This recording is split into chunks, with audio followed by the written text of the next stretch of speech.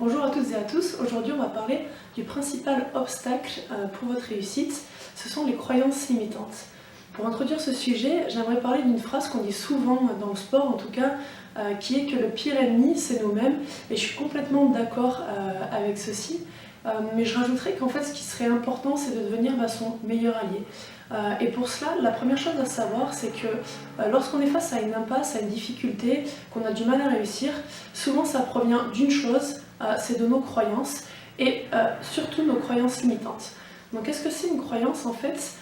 C'est quelque chose que l'on pense vrai à propos de nous, à propos du monde qui nous entoure, et qui provient de ce qu'on a entendu durant notre enfance, auprès de notre entourage proche, des personnes qui comptent pour nous, comme nos parents, pourquoi pas nos professeurs, tuteurs, etc. Et en fait, en grandissant, on a besoin, l'être humain, d'une certaine logique, on va prendre toutes les informations, tous les événements qui confirment cette croyance, pour que notre croyance soit bien vraie et bien ancrée. Et ce qu'il faut savoir, c'est qu'il y a des croyances qui vont être aidantes, qui vont beaucoup nous aider. Par exemple, je suis quelqu'un du matin, je suis capable de faire ça, je peux avoir cette promotion, je suis quelqu'un qui me relève facilement face à un échec, je trouve très facilement des solutions, etc. etc.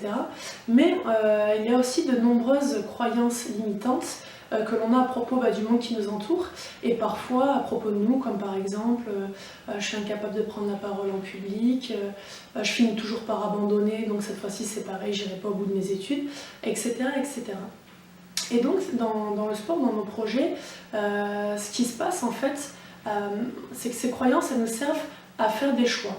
Ces croyances, c'est un peu notre vision du monde, notre carte du monde, et c'est ce qui nous permet de faire des choix dans notre quotidien, ce qu'on pense bien pour nous-mêmes, en fonction de ce qu'on se croit capable de faire ou non. Là où il faut être vigilant, c'est quand en fait une de ces croyances va nous empêcher d'atteindre notre objectif, où on va tout simplement se fermer des portes, parce qu'on a la croyance en nous qu'on n'est pas capable de faire quelque chose.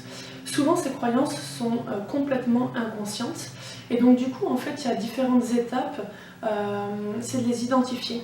D'abord demandez-vous si cette croyance déjà elle est fondée sur une vérité, si elle est utile et si elle est bénéfique. Si cette croyance ça répond oui à toutes ces questions, c'est super, conservez-la et appuyez-vous dessus pour avancer dans vos projets. Si ça répond non à une de ces questions, là vous êtes en mesure de vous demander, ok, sans remettre tout mon monde en question, est-ce que cette croyance-là m'empêche peut-être d'atteindre cet objectif? Ok. Donc la première chose, c'est identifier cette croyance. Par exemple, on va prendre la croyance je ne suis pas capable de parler en public. Par exemple, votre patron vous a demandé d'animer une réunion et vous dites ah non, c'est mort, j'en suis pas capable, et là tout de suite le stress et l'anxiété qui montent. Donc d'abord, on va identifier cette croyance. Se dire ok, je ne me sens pas capable d'animer une réunion, je ne suis pas capable. À partir de ça, recherchez un événement peut-être où dans votre vie vous avez déjà parlé en public devant plusieurs personnes, que ce soit des amis, quand vous avez été présenté quelque part ou en famille. Si vous ne trouvez pas, recherchez un exemple dans le monde, aujourd'hui avec internet c'est facile, où une personne qui a peut-être le même blocage que vous, par exemple la timidité, avait peur de le faire, a réussi à animer une réunion, à animer une conférence, vous trouverez sûrement des témoignages, et donc quelque chose qui infirme cette croyance, où vous dites finalement c'est peut-être possible, quelqu'un d'autre l'a déjà fait, et pourtant elle avait le même problème que moi au départ. Ensuite, par rapport à ça, dites-vous, ok, maintenant, je vais le voir d'un autre point de vue. Je suis effrayée d'animer une réunion, de parler en public. Finalement, est-ce que je ne peux pas le voir sous un autre angle? C'est un défi qui peut être fun et challengeant, par exemple. Donc là, on ouvre un petit peu cette perspective.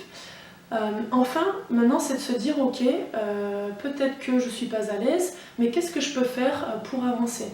Qui peut m'aider? À qui je peux demander conseil? Sur quoi j'ai besoin de travailler pour animer cette réunion? Et enfin, du coup, redéfinissez cette croyance. Par exemple, maintenant, ce sera votre nouvelle croyance. Parler en public est un défi que j'aime relever, tout simplement. Voilà, c'est un exemple un peu comme ça, mais ça définit un petit peu les différentes étapes auxquelles vous devez procéder et qui vous aideront. Donc c'est le conseil que je vous donne aujourd'hui, et j'aimerais terminer par une citation de Bouddha qui illustre très bien ses propos à propos de croyances et qu'en fait ça définit notre façon d'agir, et donc du coup nos croyances c'est un petit peu nos limites, parce qu'en fonction de ce que je crois, je vais agir de cette façon. Nous sommes ce que nous pensons, tout ce que nous sommes résulte de nos pensées, avec nos pensées nous bâtissons notre monde. Sur ces belles paroles, je vous dis merci et à très bientôt.